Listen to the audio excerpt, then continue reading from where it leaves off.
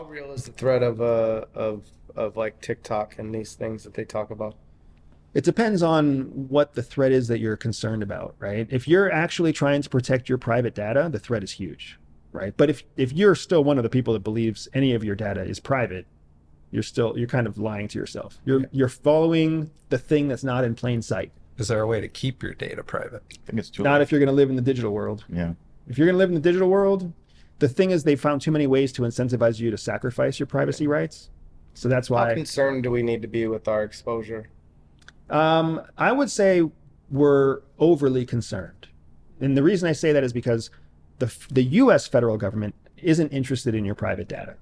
Like, even if you're doing silly things, if you're embezzling money from your boss, if you're committing tax fraud, if you're cheating on your spouse, they really It's don't not really care. their concern. Yeah, because it's so low level. Like, remember that the government is full of attorneys and prosecutors who are trying to build a career. Yeah. Nobody's going to build a stellar career if they chase down the guy who just, saved himself $4,000 on his taxes. They're looking for like the company that's hiding $5 million in offshore accounts. That's who they're looking to audit.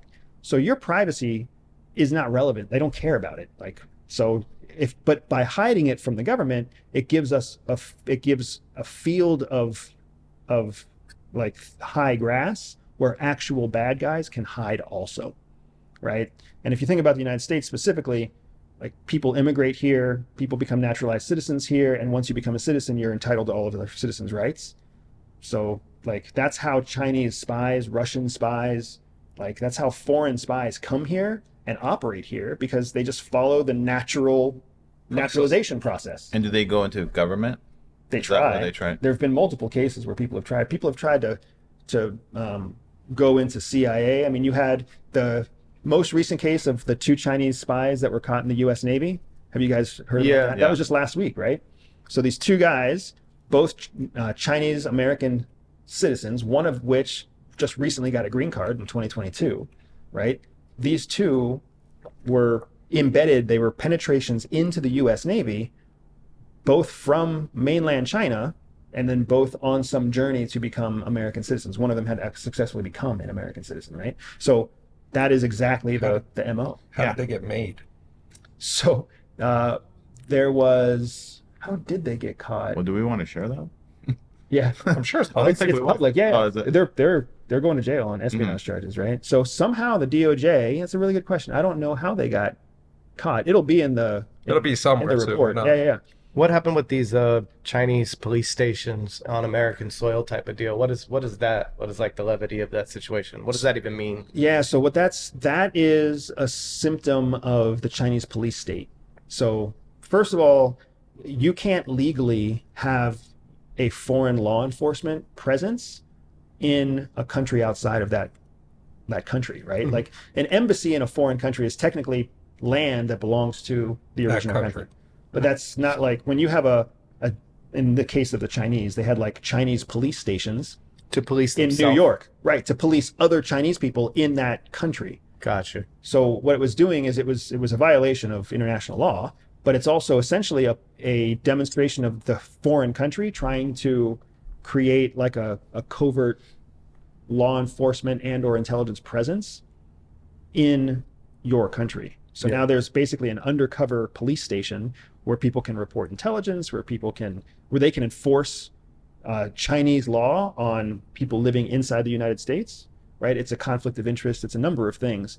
And it's what's really interesting. Kind of a wild thought, right? Yeah, to an American for But sure. that means that there's a group of people that are here that are obeying a foreign entity A foreign on entity, American soil. legal system. And what's wild is, we're talking about it in the United States, which is our home country, Mhm. but we caught them here. Yeah, Where else are they? everywhere, And obviously. nobody knows about Thailand. it. Damn. Now I want to go to Thailand and just look for spies. When traveling outside of the U.S., do you have any tips for people on what they should or shouldn't be doing, Yeah. technology-wise or whatever? Security. Pickpockets, things of this Yeah, nature. I mean, there's a things you long can list. share. Yeah, there's a long list there. So one of the big things I would say that I hope is obvious is that don't ever try to show off your money, your status, or any of Watches, things. watches, designer shoes, designer belts, right? Designer bags. Want to blend in. Yeah, and you want to blend in with the environment where you're going to operate. Yeah. What the fuck's the purpose in wearing your nice Gucci shoes when you get off the airplane in, Kinshasa, DRC? There's no benefit to you. If anything, everybody there is going to see you as a target.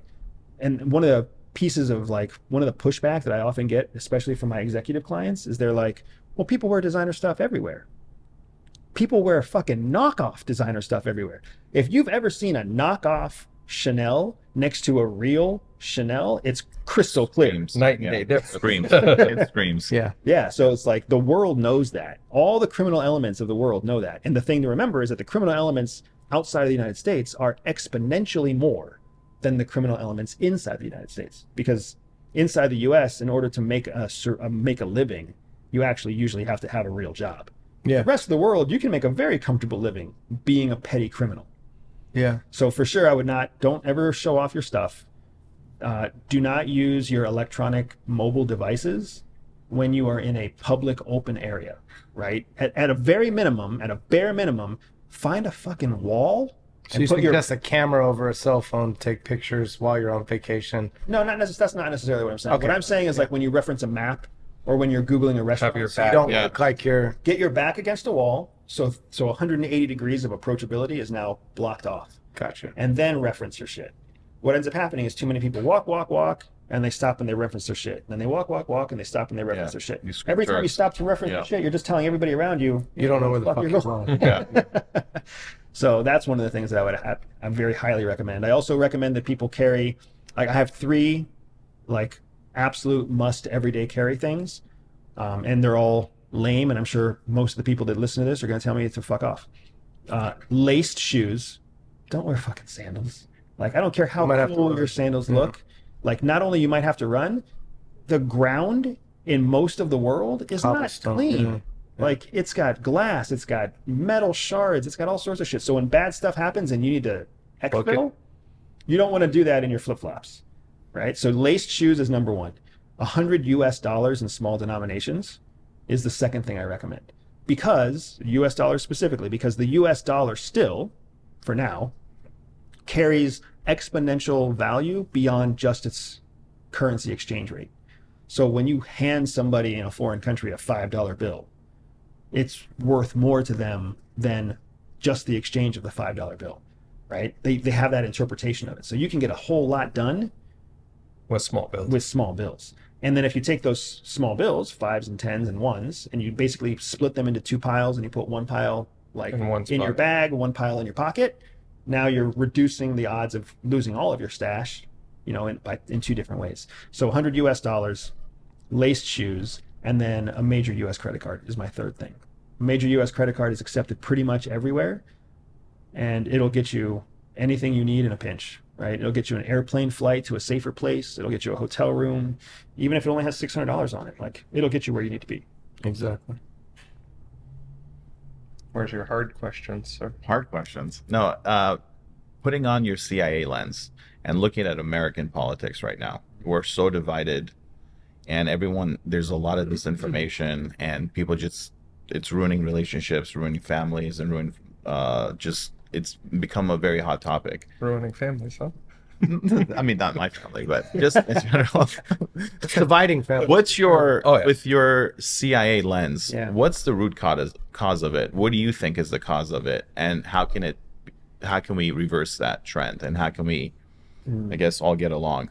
So I'll start in the reverse order. I'll start with the last questions first and work my way to the first questions, right? The way that we will reverse this trend is when we have a common enemy again. We've been fucking spoiled for too long, and we have not had a common enemy. What's fascinating is that when you look at politics over the last, let's say, 2.5 years, there has been large scale cooperation and movement together on economic issues, but nobody ever reports on that in the headlines, right? It doesn't make a good headline to say bipartisan agreement over the newest economic stimulus. Yeah, that's not what makes headlines. So nobody writes about it. They only write about the things we disagree about. So it's important to understand that there is already a tendency back together on economic issues. We don't like inflation. We don't like raising the interest rate. We don't like having people unemployed. We don't like our tech sector going tits up. We don't like it. So there is bipartisan cooperation in those directions. But we don't have a larger common enemy, something that every American can simply understand, like we did on 9/11. Airplanes blew up buildings. Americans died by the thousands. Common enemy. Everything else was forgotten. We had a common enemy and we rallied and we went crazy, right? Same thing happened with the attack on Pearl Harbor. Common enemy. The one good thing I will say that's going on with China is they're in this kind of shitty position where they realize that if they take one step too far, they will become the common enemy that unites the United States, and then they'll wake the dragon, right? Just like the Japanese learned in World War II. But at the same time, they also understand that if they never take that step too far, we'll just keep eating ourselves from the inside out. So that's my answer to what brings us together. Common enemy. We need a common enemy. COVID was almost that, but then it got politicized. After what, 3 weeks, it became a political issue. Yeah. Just divided the whole country again, right? Now, where did it come from? Like, why are we so divided? You threw out the word disinformation. I'm not disagreeing with disinformation, but what I want to do is I want to expand the lexicon of what we're talking about here. There's actually 3 types of information at play. There is disinformation, then there's something called misinformation, and then there's something called malinformation. Most people use disinformation and misinformation like they're the same word, and nobody fucking knows what malinformation is unless they're an intel professional. Disinformation is an information that is intentionally dishonest. It is false information. I know it's not true, but I'm going to tell you it's true. That's disinformation. Then there's misinformation. Misinformation is mistaken information. It isn't correct or it isn't complete, but nobody's trying to lie to you. They're just telling you something that isn't complete. This is the major problem with American media, is misinformation. It should not be breaking news if there isn't enough information. It shouldn't be. Nobody should be talking about a tweet. That's not news. It's not corroborated. There's not multiple sources. It's not journalistically, doesn't have journalistic integrity. So it shouldn't be reported as news. That's all misinformation. That's what's poisoned us. The advent of the 24-hour news cycle and the pressure, the intense pressure that's come from social media to replace journalism has been what's just rotted the American understanding of reality. But then there's a third kind of information called malinformation. Malinformation is malicious information, which means it is couched in a negative way, but it is in fact factual information, right? A fantastic example of this is the Trump indictments. Yes, he has been indicted. No, that does not mean there's actually enough evidence to convict him. An indictment is not a conviction. An indictment isn't even a fair review of the evidence at hand, right? It's just a one-sided view where a group of people who are all just the prosecution and none of the defense, they all have a powwow and they say, let's do this thing. It can have political implications. It can be whatever. So because that is maliciously mal-informed to the American public, it drives this polarization where you've got the conservatives who are like, this is bullshit, we're attacking this guy and he's the best thing for America. And then you've got the progressives on the other side who are like, he's a fucking criminal. The justice system hasn't had the chance to do what it's supposed to do. So both sides are couching facts incorrectly, which makes it malicious, right? So taking the everyday spy tools, how does the common person decipher between that or figure out what's true, what's not, based on the information they get? So the very short answer is we have a whole training course on how to do that. It's called News Hacker, right? And that training course is available on our website. It teaches you exactly how to read the news with an eye towards corroborating evidence instead of reading what they're telling you. It helps you learn to see the thing that's in plain sight and to also see the thing that the media is trying to distract you with. And again, the media is not trying to distract you because they're evil. The media is trying to distract you because what do they want you to do? Clicks. And keep reading. They don't want you to take action. They want you to read the next article, click the next link, read the next article. That's all they're doing. It's business. It's not malicious. It's just business. So the way that the everyday person uses spy skills to get past this is just to boil it down quickly, don't read just one news source. Read multiple news sources. And what I mean by that isn't read 3 news sources that are all politically left-leaning. From the same source. Right. Read a conservative news source, read a liberal news source, read a foreign news source, right? Some of my recommendations: read AP, read Reuters, read BBC. If you just put the 3 of those on your short list, you'll see almost identical articles every day. Headlines will almost always be about the same topics, written from 3 different perspectives that give you a very, from Reuters and AP, they're largely center, right? They have a small lean, but they're mostly center. And then you got a foreign news source. So now, where the 3 articles say the same thing, high confidence it's true. Where they say something that none of the other articles say, high confidence that it's not true. That's the fastest way for the average person to crack through the sizzle of media. Wow. That's a great tool, man. Yeah, we're all getting fed our own algorithm, obviously, right? Yep, it creates an echo chamber, right? And it's something that benefits business. Screaming at each other or commenting negatively on everything. It's funny you say that, because Brian always says, hey, how come you don't like any of the pictures I send you? I'm like, because I don't want to keep feeding into the algorithm. And he keeps telling me, Once you it's click looking on at it, your eyeballs. And I'm like, Yeah. yeah, but I don't want to let it know that I really knows. like it. I'll call you and say, hey, I like that one. But I'm not gonna click the like. It's big to you. It knows. I know it knows. Just People fooling are worried myself. about technology in a lot of ways. Oh, I don't want to drive a Tesla. It tracks everything. I don't want to do this. But we're past that point, obviously, right? I mean, I try to tell people that, like, you walk around with a GPS in your pocket. It's too late. There's nothing hidden there. Yeah, it's too late for the concerns about privacy. It is not too late for the concerns about artificial intelligence, Yeah. right? We're doing the right thing by asking ourselves about what's over the horizon. Over the horizon is a military intelligence term for threats that are coming that haven't been defined yet. AI is one of those over the horizon threats. It hasn't been defined yet, but we can all see how it could be a threat.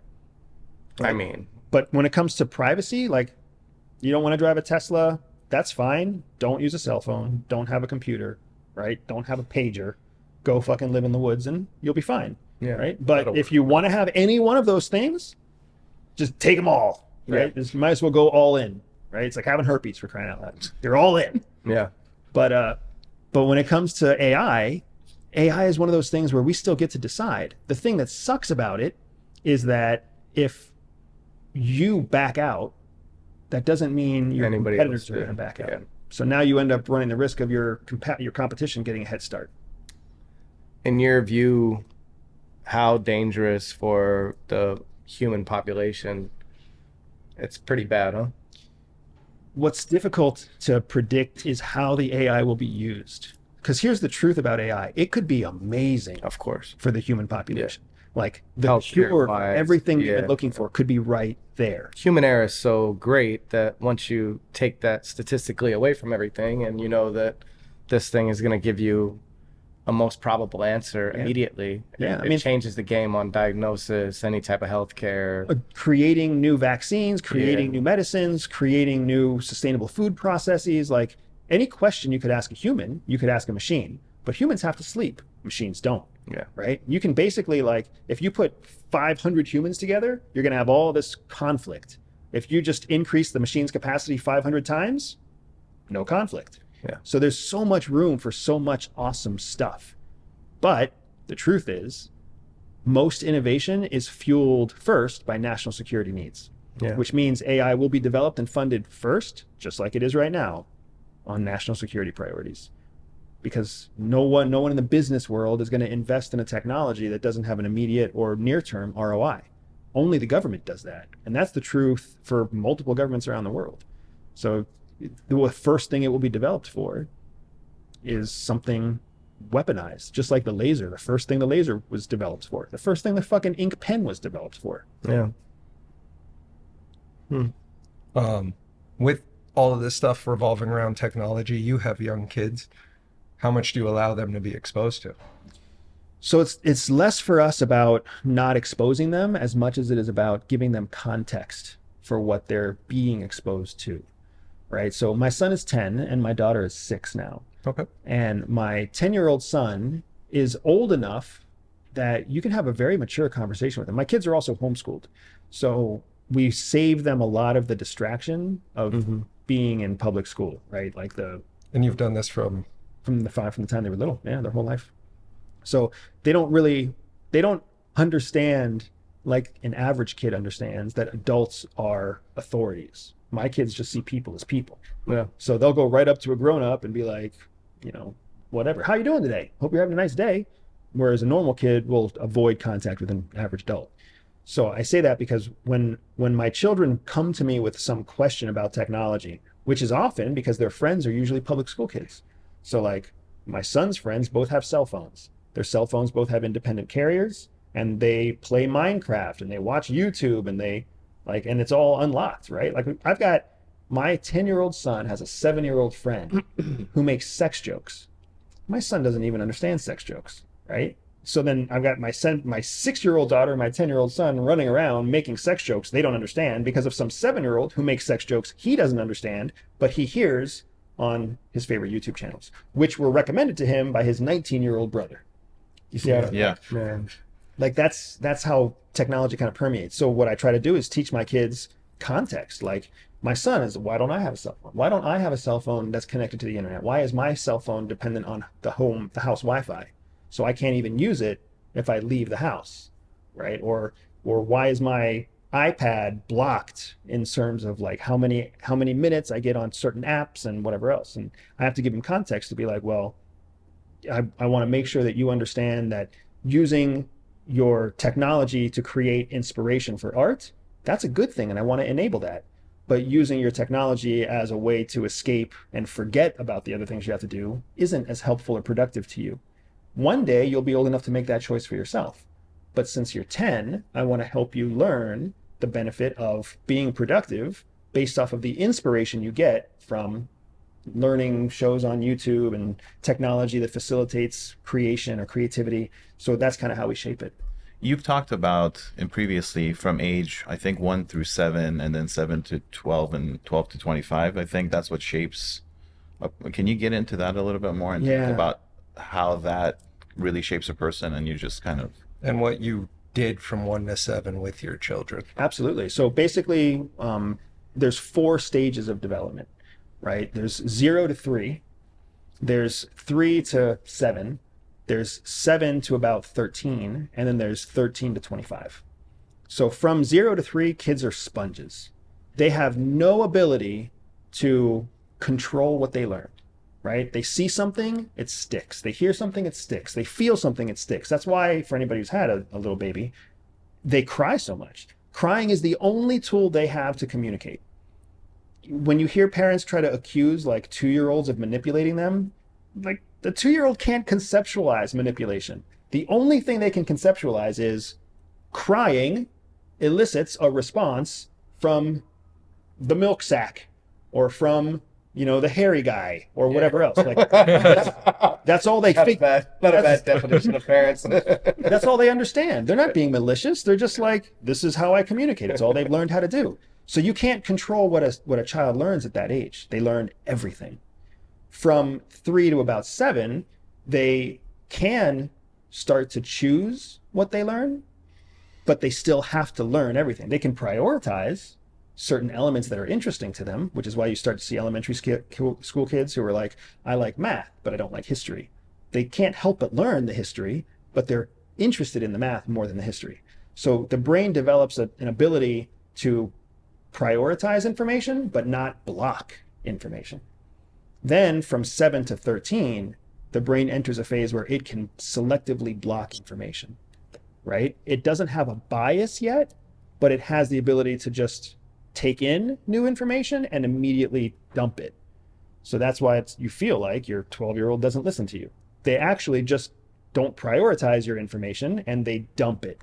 But they prioritize all the stories from their friends, and they prioritize, the commercial that's on TV or the picture on the back of the cereal box, right? Mm-hmm. They choose what to let in, and they choose what to retain, and they choose what to dump. From 13 to 25, those are your puberty years. People don't realize puberty does not end at 18. Puberty actually biologically ends closer to 25, 24, 25. During those years, your brain is actually creating the foundational structure by which it will define everything after you're 25. That's where you create your rigid thoughts. That's where you create your hardcore preferences. That's where one of the reasons that churches are so actively engaged in youth is because they understand that cognitively, if you can get somebody heavily like embedded in the church, by the time they're 25, they will most likely remain very committed to the church for their entire adulthood. Same thing happens with extremists. Same things happen with, that's why colleges work so hard to keep kids in like engineering fields and get your bachelor's and then get your master's and then get your PhD, right? Keep them in the flow to really wire them in the way that you want to wire them. Because now you're able to block out information and you're able to prioritize information, but you're also creating what's the firmer parts of your pink matter, the firmer parts of your brain that will create your values, your morals, and your ethics. After 25, for the vast majority of people, they will never have any more cognitive development. They have the ability to create new brain cells. They have the ability for neuroplasticity to change the way their brain is structured. But for most people, they won't, because they've already created the echo chamber, and then they'll live in that echo chamber. Just like you were saying, the algorithm feeds you what you like. The algorithm just keeps feeding you what you like. The reason social media works so well, and TV works so well, and radio and music works so well, is because they understand that once somebody's 25 and they're a consumer, they're going to stay in the thing that they're consuming, right? Even if they shift a little bit, they're not going to wholesale abandon the thing that they're into. If you're into hip hop now, you're probably into it when you were 24. If you're into race cars now, you're probably into it when you were, 19. The consumable world understands that. So does the Intel world. So when you find somebody who's 25 years old and has a history of high performance, guess what their hardcore wiring is? And so when they're building a dossier on a target for you, for example, they'll go through that history from 1 to 25 and see how that person is and give you basically the profile of your target. Yeah, in broad strokes, for sure, right? Like what we really care about are, what was family like from 0 to 3, because that's going to help us understand what their foundational memories were. Were they in an orphanage? Were they in a wealthy home? Were they in a broke-ass home? Did they have 12 siblings? Were they on a farm? You understand a lot more about what that 3-year-old brain experienced when you understand that, right? Same thing happens when you figure out, like, where did they do their core learning years? Where did they do their secondary school? What did they do in their young professional lives? You create these kind of, like, to use an art analogy, you're using these broad strokes to make a framework of what this person looks like. And then you use trained targeters and trained analysts to create the finer points. What are they doing now? Your target might be 45 years old. What have they done from 25 to 45? Does it corroborate and confirm what we anticipated based off of what their life looked like prior to 25? Yes, it does. Strong probability. We know how to control this person from the moment we meet them. So in sales, you could apply sort of the same tactics if you're training, let's say, a corporate workforce or sales team to kind of understand their client a little bit better to provide. Yeah, absolutely. But the difference is that when you're talking about the federal government, there's an unlimited budget. So they'll spend tens of thousands, $50,000, $100,000 creating a dossier on a high value target with no guaranteed ROI. No business person is going to spend $10,000 creating a dossier for a possible lead. They're not going to do it. So the way that you scale that to business is by having basically like a pre-sales structure where you know exactly what you're going to ask and talk about through a skill we call elicitation. So in the first 5 or 7 minutes that you're talking to a prospect, you're eliciting certain information from them that helps you build those broad strokes, right? Hey, where are you from? How did you like growing up there, right? Like, did you have a big family? And how did you spend, like, what were you into as a kid? Those kind of questions tell you so much about your prospect, and it only takes one question. It takes 4 minutes, and essentially you can vet whether or not this lead has high lifetime customer value or low lifetime. So open-ended questions geared towards what you're selling to get the information. Open-ended questions geared towards understanding the target, and then you determine whether or not your understanding of the target makes them well suited for your product. Right? Yeah. In an ideal situation, you have a lead generating source that only brings you qualified leads to start with. So then when you actually engage the lead in the sales process with a human being, you already know they're qualified to be there. So you know they're valid for the product. And now it's just a matter of understanding how quickly and how much they'll spend within the product line. And the flip coin of this conversation here, as you were saying that, um, man, I guess when is a common nicety of following up on background into somebody collecting information, trying to manipulate us in some way, huh? Yeah, that's the tricky part, right? So the thing that I try to encourage people to understand is that CIA breaks all people down into two categories: trained and untrained. Yeah. A big part of my mission with Everyday Spy is to create more trained people, because trained people have the skills to win and succeed on their own, but they also have the skills to counter untrained people. Because untrained people, no matter how good they are never as good as a trained person. Because an untrained person learned from the school of hard knocks, right? They learned how to play soccer by kicking a ball 10,000 times and learning how to kick it into a goal. That's never going to be as efficient as the person who went to, a school that specialized in soccer training. So my mission with Everyday Spy is to create more trained people, because they will have more success, which is a net benefit to our economy, our national security, and the future that I want to secure for my kids. But it also equips them to fight off and counter all the untrained people that are out there. When you understand, because you are trained, when you understand what to look for in an untrained person, you can spot manipulation almost instantly. Liars, thieves, narcissists, tricksters, right? Charlatans, you can see them for what they are, and you can maintain your informational advantage because you'll also be smart enough not to fucking call them out on their shit. The worst thing you can do is see a criminal and look at them and say, you're a fucking criminal. Yeah. Because you just gave up your informational advantage, right? It's way better to be like, you're a really nice guy. I'll get back to you in a second, right? Like it's way better to maintain what you know without sharing what you know. Mm-hmm. But when you're an untrained person, can't help it. You can't want help to be combative, defensive. You don't call have people out. You don't share have that information. Correct. You don't have the concept. You don't have the context. You don't have the patience. You don't have the self-discipline, right? And you don't have the temperament because you haven't seen the value of it yet. Yeah. So I mean, a big part of why I come to do stuff like this is because one conversation, like we've been able to teach tens of thousands of people in one conversation. At least give them context. Mm-hmm. Right? Some people are sharp enough, hardworking enough, intelligent enough that they took this conversation and they'll be able to apply some of these concepts immediately. Yeah. I mean, really making the world a better place. And America stronger, one conversation at a time. Right. It's great. Going back to the 0 to 7, 0 to 3 thing, how did you do it different, knowing what you know and then raising children? So it's a great question. You actually, I apologize for not touching on it earlier. So 0 to 3, our kids had 0 screen time. They had never seen a screen. And a big part of that was because the human eye can't differentiate lights and shades in lights. Because all a TV is different shades of light. Mm. When a 2-year-old looks at a TV screen, all they see is light. They don't see black swatches and blue swatches. They just see fucking light in their face. And that's why they stare at it the way they stare at it, because it's lights. It's like staring at a fire. So our kids had 0 screen time from 0 to 3.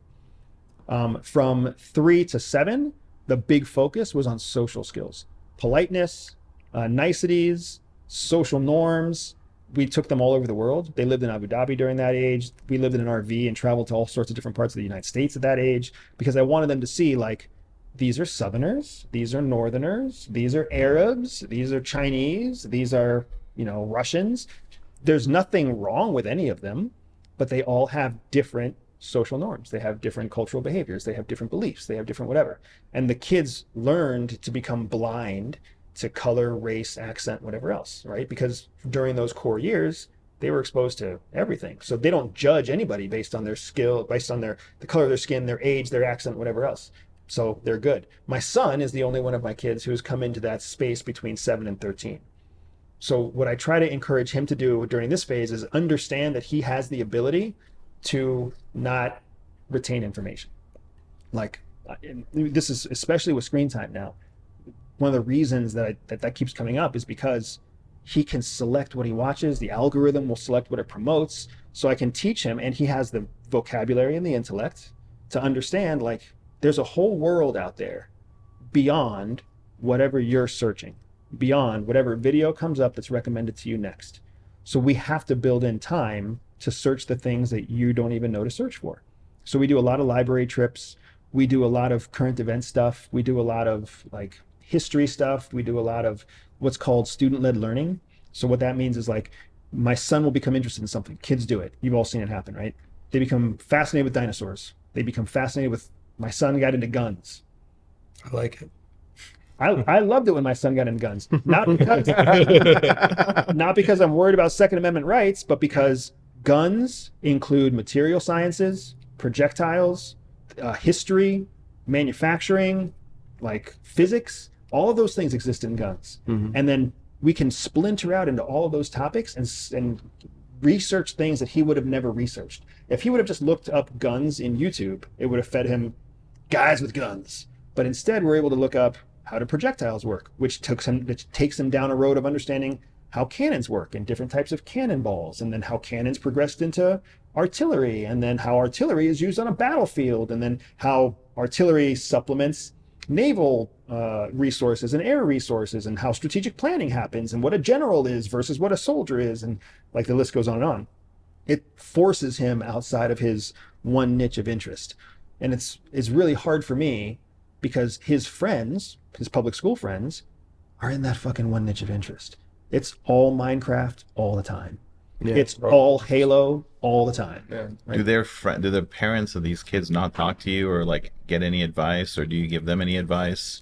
So no, they don't talk to us. Like influence your kids' friends' parents so that So yeah, you Are kind they of wary of you because of your background, or just, it's not, or are they just so, are we Blind. just so distracted that, it's two things. One is that we're all so distracted, and any parent would agree. Parenthood is hard work. it is, it's a lot. Is it a lot? I had all my kids, or 3 of them with me in Utah while I was working. And it was hard on my wife. I mean, we got a 10-month-old, a 5-year-old, a 7-year-old. That's It's a awesome. lot. Yeah, it's a lot. Yeah. And it takes it all out of you, right? It's really, really challenging. So part of it is just that their parents are trying to hash out a living. So they don't want to come talk to me. They know I'm former CIA, then my wife is former CIA. They know that we're on YouTube, and they know that we do these podcasts, and some of them even watch our stuff, right? But that doesn't mean that they're going to invite us to a barbecue or come over to our house. But their kids love coming to our house. And of course, they love sending their kids to our house because they know of any house in the neighborhood where their kids are safe. there. It's that our house. Yeah. That's true. But then I think there is another part of it where parents don't really like to admit their parenting concerns, flaws, or ignorance to each other. Yeah. Like, we don't like to highlight that we don't really know what to do. We don't like to talk about our vulnerabilities as kids. None of us like talking about that we're not sure how to talk about sex with our preteen. We don't really know how to handle when, our 5-year-old, I'm sure you know this, when the 5-year-old yells at mom, and then mom yells at the 5-year-old, and then you've got this explosive battle, and you're like, nothing that mom is doing is healthy.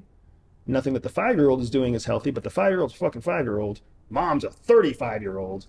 But I'm not going to correct any of this. And nobody wants, like, dads will talk about that with other dads, but moms and dads aren't talking about that with each other. Yeah. And when moms talk to other moms about their meltdowns, it's all like, oh, it's okay. That's understand. normal. It happens to me too. Nobody wants to be like, I'm actually kind of ashamed of the fact that I yell at my 5-year-old.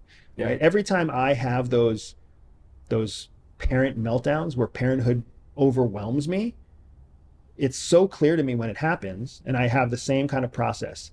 I do something stupid. I yell at the kids. I slam a door. Whatever I might do. Right? I broke the light switches recently. Like, the kids weren't listening, so I like slammed the light switches off, and then it broke the plate for the light switches, and I was like, fucking, now I gotta go to Home Depot and replace that shit too. So I have these moments where even I lose my shit, and then my process is, I just lost my shit. My kids are crying because I just scared them, which is like the worst feeling in the world for a That's parent. good though. It's going traumatic. Really cool. There you go. Yeah. But I go to my wife and I tell my wife, like, I just lost my shit. I'm kind of not proud of it. I feel like I should go apologize to the kids, but it's hard because I don't want to appear like a weak parent or whatever. And usually my wife is like, what would you have wished your dad did to you? I was like, I wish my dad would have apologized. And then boom, I'm in there and I'm on the floor with the kids and I'm like, I'm really sorry, guys. I lost my temper. It wasn't you. It was because I'm grown up and I've been working all day and I'm tired and I'm this and I'm that. And you guys are just having fun. It would be helpful if you weren't so loud. And I try to have a conversation with them. And because they've been doing this for 7 years or 6 years and 10 years, like we've got it down to a science, right? They kind of know we were wrong, Dad. You were wrong, Dad. People do things wrong sometimes, but we'll all get better together. Where can people find Everyday Spy training courses, all things of you guys? Absolutely. So the best place to go is to go to everydayspy.com. That's the homepage, and you'll find everything there, from signups to free resources to our shopping page at everydayspy.com. If you prefer social media, you'll find me at Everyday Spy on all major social media platforms. If you're into the podcast space, then you'll find me at the Everyday Spy podcast on YouTube, Spotify, and all the major podcast platforms. So those 3 places, and you'll find me for sure, everydayspy.com, at Everyday Spy, anywhere on social media, or if you look up the Everyday Spy podcast, you'll find us on every place podcasts exist. Amazing. Who is your ideal candidate or customer that you specifically add the most amount of value to? What's that profile? That's an awesome question. So the ideal candidate for us is somebody who is between the age of 35 and 52, who has the ability to convert their ideas into money. So sometimes that's an entrepreneur, sometimes that's an executive, sometimes that's just a creative person, right? But if you have the ability to turn an idea or inspiration into money, you're the perfect fit for us, because what we can feed you is new ideas, new perspectives that you can convert into new revenue generating opportunities. If you're somebody who is in like a corporate environment or in some kind of bureaucratic process where you have to run your ideas through somebody else, we absolutely can help you, but you're always going to be dependent on the person who has to approve of your ideas. That's why our ideal client is somebody who's independently capable of making their own decisions and creating value out of thin air. Amazing. I love that, value out of thin air. It's the best feeling in the world, right? It totally is. Bringing an idea into the physical realm. Before we wrap up,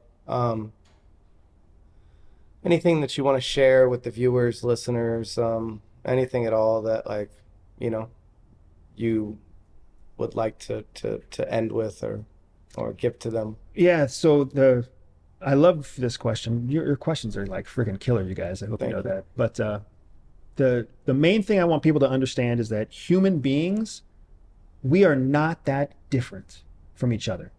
We have different skin, we have different accents, we have different education levels, we have different income levels. But what every person boils down to is what exists between your ears, which is nothing more than an organ, right? Your brain is just a bundle of cells that looks exactly like everybody else's brain out there. That's really what a human being is. So while everybody in the world is trying to segregate, split, differentiate, and marginalize each other, realize that we have so much more in common, and the human experience is an experience where we are tribal creatures. We want to be together. So don't let yourself get distracted by people trying to highlight reasons to be apart. Let yourself do what's natural and focus on what we have in common. And if we can do that, man, we can actually change the world. Amazing. That's amazing. Thank you. We appreciate your time, all of the knowledge you've shared. Definitely some really cool stuff in there and eye-opening. I love the outro. That's right. I mean, I feel the same way. I always say if I had a superpower, I'd just want to be able to communicate with anybody the way I can speak English, because I feel like, we'd get a lot more done that way, right? That's so true. Yeah. All the listeners, viewers, like, comment, subscribe. See you guys on the next one.